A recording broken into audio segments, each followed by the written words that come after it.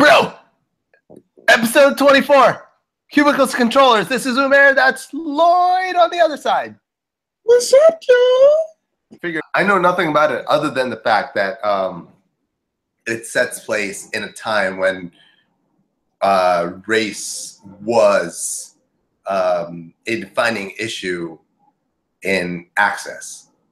We're talking like 50s, 60s. So I knew it was that time. I knew the setting, but I didn't know how deep they went into it. So it actually influences the gameplay, which is kind of cool. Oh, no, it influences a lot. And, to be honest, when, I mean, when I heard they were making Mafia 3 and they were making Black Guy the main character, I mean, my interest was piqued. I wanted to see if it, if it would be a, good game, if it would, if it would do how they'd present the character. And right now it's doing a good job. The way that it's different than GTA is it's serious with heavy amounts of humor. It's like serious satire.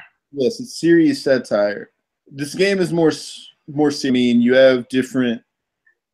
So far, I've met the Irish Mafia, the Italian Mafia, the Black Mafia, and probably some other groups I'm not thinking about.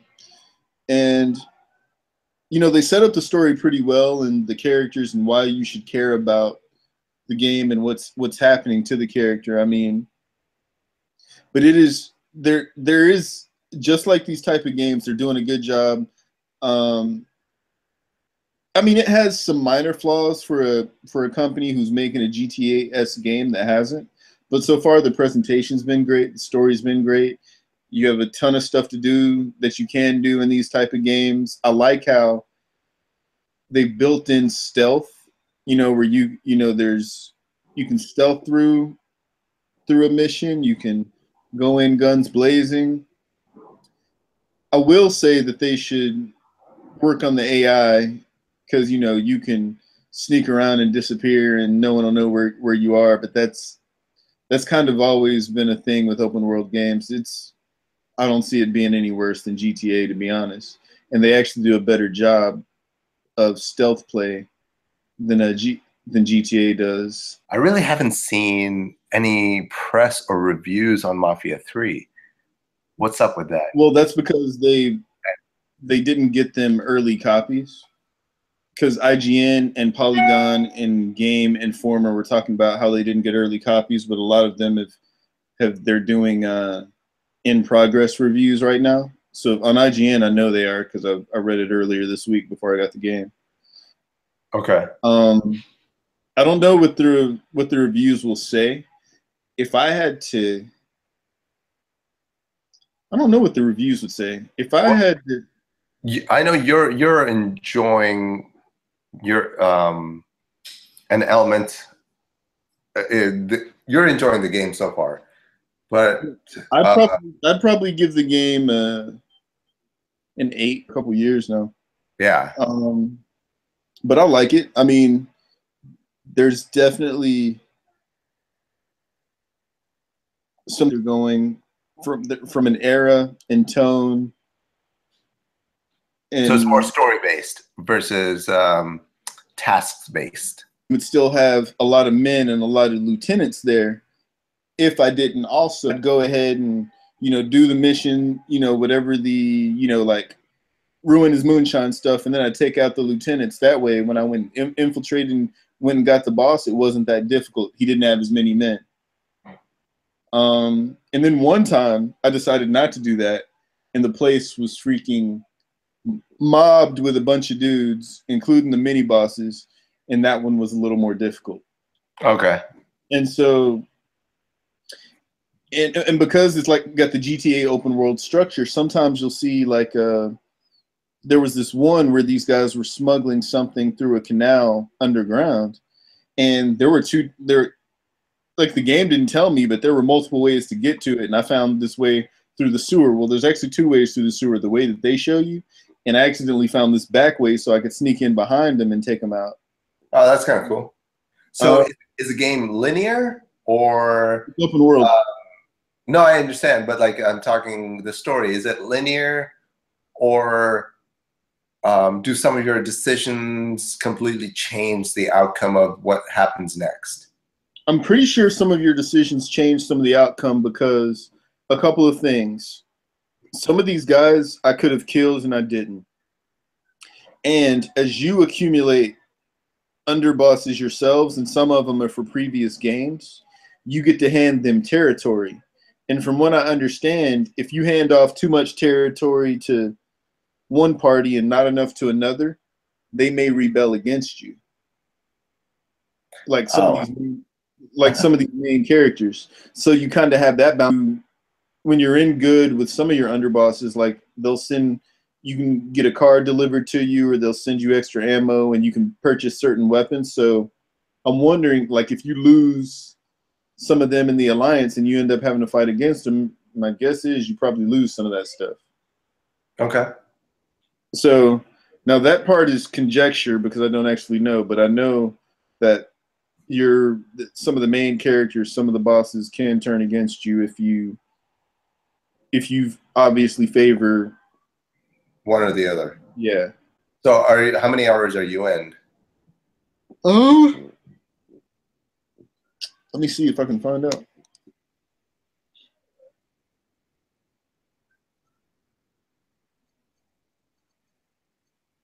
I mean, just give me an estimate. Like, how much do you think you've played? I started playing this on Friday.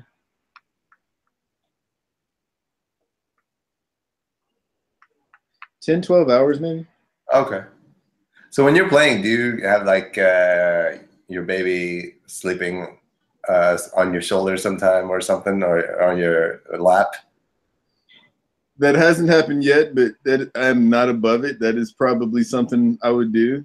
Like if she was, I mean, it only makes sense though, because you know they're hanging out with you, or you're watching them, and they just pass out right around. Until she gets to where she can start. Like, I'm probably gonna have to slow down on that a little bit, just because she might be starting to understand certain words soon. She doesn't act like it yet, but as soon as she starts understanding certain words, certain things, I probably won't certain games like this one, because, you know, like I said, the language is, I mean, it's realistic. Oh yeah, and it's not. It doesn't come off as fake or as a caricature either. I mean, you know, my dad and my mom, this is the time they grew up in, and it's done in a very real way. Okay, cool. So it's very interesting because like some of the stuff they do, to be honest, it's stuff that we talk about that happens now. Because it's like a lot of times I can tell if people, if they look at me and I'm still less than to them, you know, in certain ways, or I'm still, you know, wait, he's black, you know, you shouldn't be telling me this and that. There's a certain air in certain ways that, you know, I shouldn't talk to them, or things that I don't know about or whatever. Dude, I mean, trust me, I've lived in that same state as you. Exactly. I haven't had to deal with that shit since I moved to New York.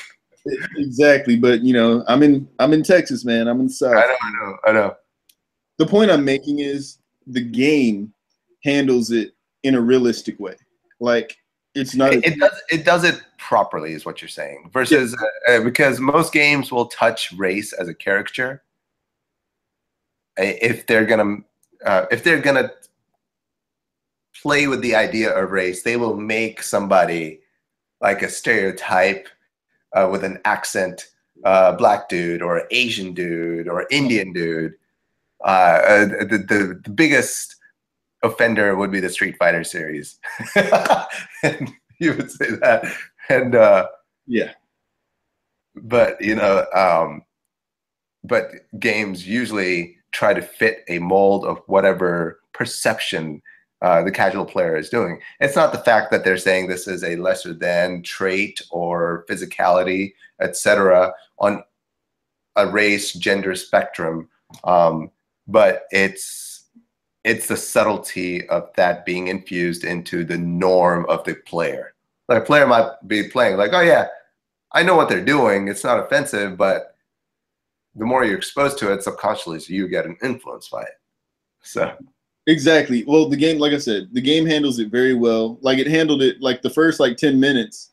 I'm playing the game and I'm like, yeah, I'm gonna like this. This is real. And again, this is cool. So there's a couple things going about the game. It I like the way it performs. I like the animations. Of course, it has its it has its flaws. I think they build off this though, and this game could be huge, or this series would get even bigger. Um, but I like that I mean, it's a black main character. That's cool. I'm hoping Watch Dogs 2, the feel I get from Watch Dogs 2 to pivot off is it's another black main character, but hope he's more of an everyman. And Yeah, I was gonna say I don't think they're gonna really touch on the race side of it. and that's cool. It's like just because you have an everyman, it's great to see an everyman, and that's the whole point. If he's an everyman, he could look like you, he could look like me, he could look like an Asian American cat, anybody. Every man doesn't always have to default to the status quo. So Yeah. that's why these two games I'm very interested in and hope they do well. So I'm really curious on how Mafia 3 is received. Only because of the strong role race during a certain time period plays in it, because all the artistic people, the critical thinking reviewers will, I think, from what you're saying, and I'm just putting words in the general idea into somebody else's mouth, I think it will be a positively reviewed game for that aspect, is my perception, that it's tackling a race in a certain time in a realistic manner and in an uncomfortable manner, because for you, you're thinking, wow, this is realistic. There's going to be people not of the black background. They'll be uncomfortable with it at times. It's like, ooh, man, this is like a dark spot. And there's going to be people who dismiss it right away. It's like, oh, this game has an agenda. yep. And it's definitely going to be a very bipolarizing game, I think, especially on the racial front, because it'll be interesting to see if the industry picks up anything from this, if it's a huge success, or if it's not a huge success, is it not a huge success because it shook some things up in the industry or in game making? It'll be interesting. I'm curious of the outcome now. Again, though, I hope race is a big part of the game because of the main character's race and when the game takes place. It's still, like I said, the game does it well because the point of the game is not race. The point of the game is you're a mobster, classic revenge story. Something happens. No, I understand that. I understand the point of the game is the fact that it's a game and you're supposed to enjoy playing the game. You're playing a role. The only reason I'm bringing that up is a lot of great movies, a lot of great TV shows, which we're going to connect to right after this, based on a minority character. Well, you're supposed to just take a journey on this story about the character. You're not supposed to you're supposed to be like, all right, I want to see the story through this person's viewpoint, regardless if I agree with it or not agree with it, and enjoy the ride from beginning to end of that story in a TV show or a movie. But there are people out there that will, a lot of people, take it as like, oh, this TV show or movie has an agenda, and it's PC or it's liberal crap. And I was like, hey, dude, you're focusing on the fact that this is making you uncomfortable when you should be just going in for the journey. And that's the same thing I'm saying with Mafia. I think there will be people who will focus on the fact that it's going through this uncomfortable phase of American history, which we're kind of revisiting right now anyways. And they're going to focus on that side of it versus the fact, hey, this game is actually really good. Let's go in for the story through this person's experience and this person's characters. I got nothing else, man. I watched the movie Magnificent Seven. Yeah, horrible. you said that was pretty mediocre. Yeah. And the more I think about it, it's like horrible because it's one of those movies you're watching, like, what is the purpose? Why does this exist? What is it trying to tell me? And I think great writing in TV shows and great writing in really good movies has spoiled us so much now, where we look for a higher value in our entertainment versus just, hey, entertain me, show me funny jokes, shooting, action scenes. That the mantra of the 90s action movie, that's what Magnificent Seven felt like. Gotcha. Standard popcorn fare. Yeah, but not even in a fun way. And where you're like, oh, that was badass. But what can I say? Anything you've consumed recently? Movies, TV shows? I'm about to watch Westworld. Oh, dude. Okay, I was gonna actually bring that up, but if you haven't seen it, we'll save that for later on. Yeah, because me and a buddy were supposed to watch it tonight because we didn't catch it last week and he didn't have HD. So I was like, dude, I'm not watching this in non HD. And so there's that. I want to say that's somebody not have HD. I know. Wait, what does that even mean? What do you mean? HBO Go and